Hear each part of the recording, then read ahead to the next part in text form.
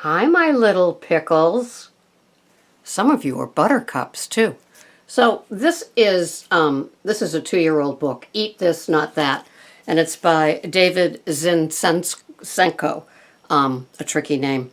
And he coined all of these books, Eat This, Not That, Buy This, Not That, at the grocery store, all kinds of stuff. And he's the former editor of Men's Health. That's how I first met him. And I just love his work. And so he was on Dr. Oz a few days ago, and he has a new book out called Zero Sugar Diet: The 14-Day Plan to Flatten Your Belly, Crush Cravings, and Help Keep You Lean for Life. And I haven't gotten to some of the recipes yet on it, but I might get this book just because I like his philosophy. And he's got 25 books out now, so he's quite the churner with all of the books that he has done through the years. And I've learned a lot. And the Eat This, Not That has been a great series. I've always enjoyed that. And when he does restaurants and stuff, but I'm not a fast food or franchise eater that much. So a lot of those things don't matter to me in the sense that I'm not there, so I don't have to worry about, like, should I get the double cheeseburger without the bun, or should I just get the grilled chicken on a Caesar that they have, or whatever. And so, but he's just a no-nonsense, made it this far kind of guy, and I just honor his work. I don't know if he's keto, or I assume he's no sugar. I'm not sure about the grains, or even oatmeal, because I'm kind of remembering him thinking about that.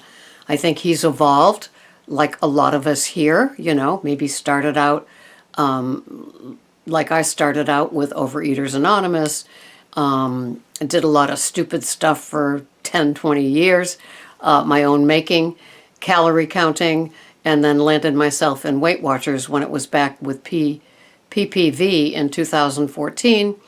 Evolved from that to no sugar, no wheat. Evolved from that to no sugar, no grains. Evolved from that to high fat, low carb. And apparently for me it was high carb too. But it was all veggies. And now I am keto under 20 and loving it. And so here we are. And we're not being tempted by the things we shouldn't have. I will be curious to get his book. Not sure if any of you have met the man with any books. So it's David Zinczenko, and his latest is Zero Sugar Diet with a 14-day plan. And his other book after that is Zero Belly Smoothies, Lose Up to 16 Pounds in 14 Days, which is exactly like a year ago, which is kind of funny because that was January 19th, 2016. And this one came out December 27th, so a few weeks ago. So anyway, where am I today? Well, yesterday I worked the overnight, so then I went to that faraway store and stocked up on things like heavy whipping cream and the grass-fed beef, and got the grass-fed fillets for Saturday's Big Green Egg.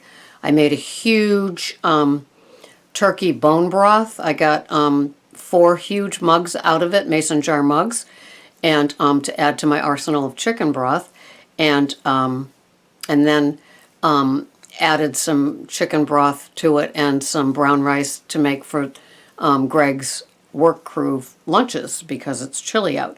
And so I was kind of consumed with that, made a mess of the top of the stove, so I know that today has a little housekeeping for me. And so where am I with my food plan? I had my weigh-in today, and I weigh in on Tuesday mornings and Friday mornings, and I lost that silly pound that I put on, but no big whooshes or anything. But I will tell you that I am feeling the flattened belly feeling from the keto under 20. I feel this tightness in my abdomen, and I like that feeling, and I like the amount of energy is great. And when I combine my keto under 20 with 7 to 8 hours of solid sleep at night, It doesn't get any better than that. And I'm a crusty old broad, so my needs or my pleasures kind of coincide, you know. So the need for sleep and the pleasure of sleep and the need for carbs under 20 and then doing it, what a nice difference it makes. I'm not being tempted with anything sweet still. I think that sweet things are a slippery slope to kind of getting away from keto. And the point, I mean, to me, it was to lose my sweet tooth, and it's gone. It's vanished.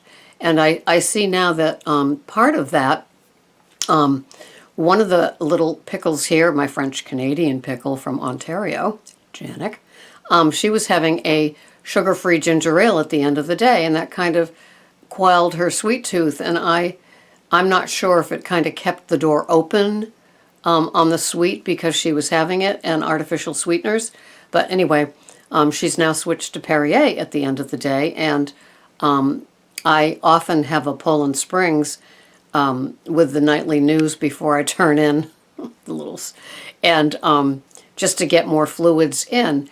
And it doesn't make my getting up in the middle of the night any more intense. I have a 20-ounce lemon water and then a Poland Springs water, and it's not like I'm up all night peeing. I guess my body is just so used to me drinking a lot of fluids that it just is what it is. So in my case, it's not silly or stupid or duh to have all those liquids at night. It doesn't seem to make a difference.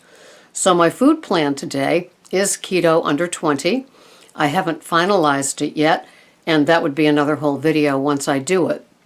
I just wanted to have a showing my tracker and that today just because. So if you aren't using your tracker, my question to you is, how come? Isn't that a good thing for you to do? Doesn't that kind of keep you on the straight with your food plan for the day? And are you struggling? If you are, you know, you can always ask me a question. If not, find answers elsewhere. You know, sometimes I will just Google a keto question and be led to places, websites and podcasts and articles that just I wouldn't have found on a regular keto site like on my Facebook page. But I can never get enough, and there's always so much to learn. And I love when people do grocery hauls and what I eat in a day. And sometimes it appears that small women have these huge breakfasts. Like they'll have 3 eggs and 4 strips of bacon and avocado. And what else do they have? Oh, I don't know, something else. But no wonder it takes them through the day. And I'm turning into somebody that likes to eat a huge first meal 9-ish. I was having it around 11-ish, which I still do sometimes, depends on what I'm up to during the day. But, you know, that'll carry me. And then I'll have a coffee with moderately bulletproofed. I'll have it with heavy whipping cream and a half a tablespoon of Kerrygold and or Organic Valley pasture raised butter. That's a good one too, that I get at that faraway store. And so I do well on a high-fat, moderate protein breakfast like the eggs and bacon and avocado. And it carries me. Oh, I know they add cheese to the eggs. And, you know, it's ideal for me. It's amazing how far that will take me. The fat and the protein without the carbs carries me a long way. If I go out to eat, I'll always have, it just seems, spinach in my omelet, baby organic spinach, and love that. And I also like cream cheese in my omelet, or the Neuchâtel.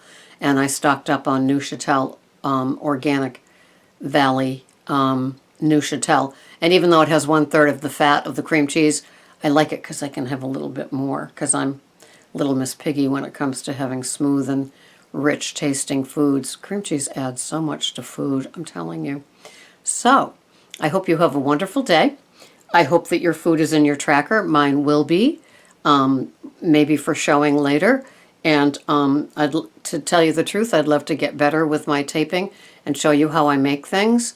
That chai concentrate that I make with the English breakfast tea and then all those spices, and it's in a mason jar in the fridge, and then I add that to a half a tablespoon of butter and a cup of almond milk or almond coconut milk or vanilla almond milk.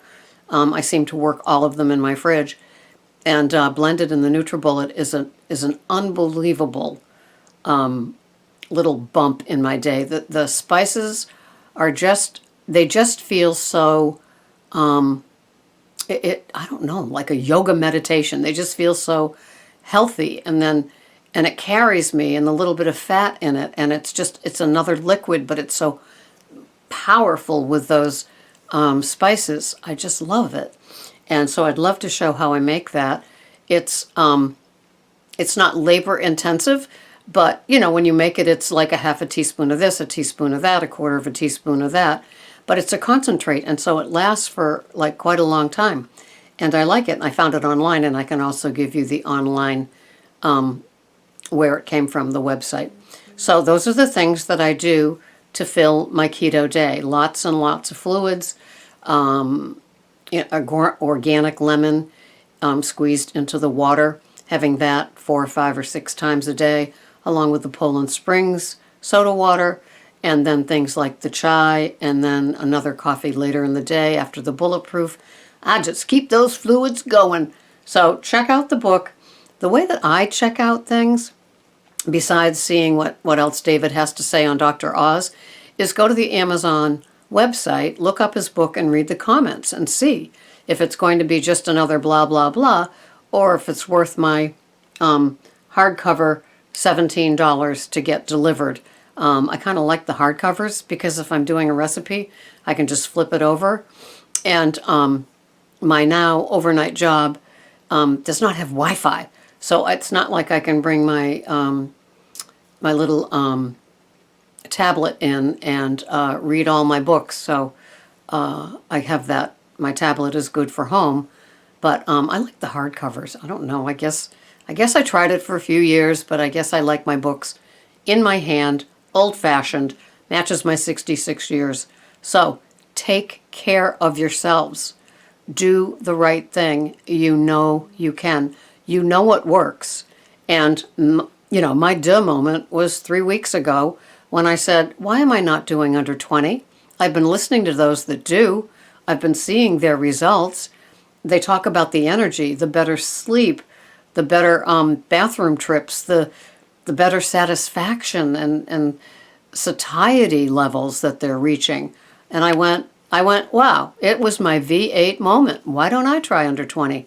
So glad I did. I can still have my yummy, yummy vegetables.